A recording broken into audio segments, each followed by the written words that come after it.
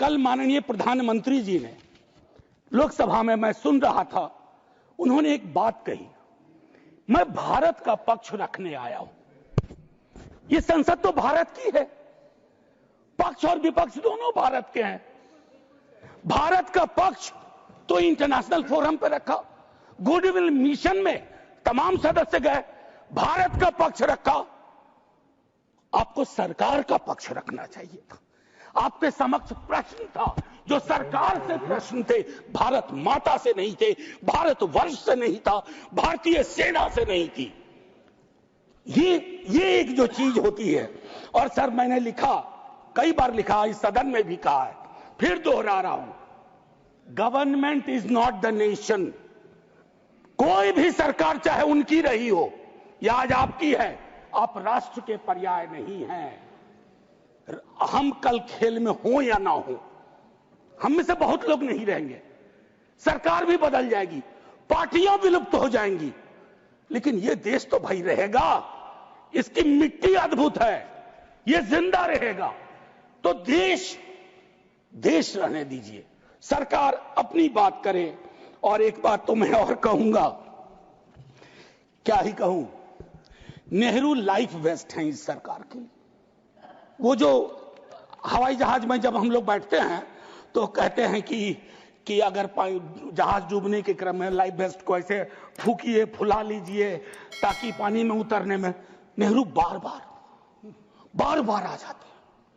मतलब मैंने तो पिछले सदन में, उस वाले पार्लियामेंट में कहा था कि बेहतर है एक दिन में एक मुकदमा कर दो, जवाहरलाल नेहरू हाजिर हो, जिनको उनके पक्ष में दलील देना है देंगे, हम जैसे लोग चलिए टूटे बिखरे हैं।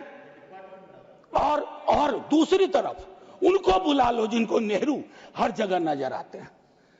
अगर नेहरू इतने वर्षों बाद भी आपको परेशान कर रहे हैं तो कुछ तो बात है, थी उस बंदे में, कुछ तो बात थी। मैं एक चीज कहना चाहता हूं, इसको भी पहले कहा, आज फिर आपके समक्ष दोहराता हूं। पहलगाम हुआ सर, मैंने वो बात कही, जो ट्वीट आया, नफरत, टेलीविजन हाउसेस में डिबेट होने लगे।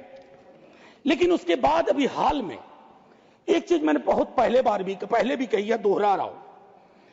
सर, कश्मीर को लैंड मास सिर्फ नहीं समझना चाहिए, सिर्फ जमीन का टुकड़ा नहीं है कश्मीर। कश्मीर में लोग बसते हैं, कश्मीर के लोगों ने भी कुर्बानियां दी हैं। पहलगाम के बाद जिस तरह का रिएक्शन कश्मीर में आया, वो अनप्रेसिडेंटेड था, अनप्रेसिडेंटेड। लोग रो रहे थे, कंधा दे रहे थे, बचा रहे थे, अपनी दुकानों के शटर डाउन कर दिए। लेकिन उसी कश्मीर में बाद के विजुअल्स में वहां की चुनी हुई सरकार, हालांकि मैं मानता हूं सरकार के बारे में, they have the responsibility without power. तो ये आज अर्जी का वक्त नहीं है, लेकिन मैं एक अर्जी लगा देता हूं इस सरकार के समक्ष, फुल फ्लेजेड स्टेटहुड बहाल करिए।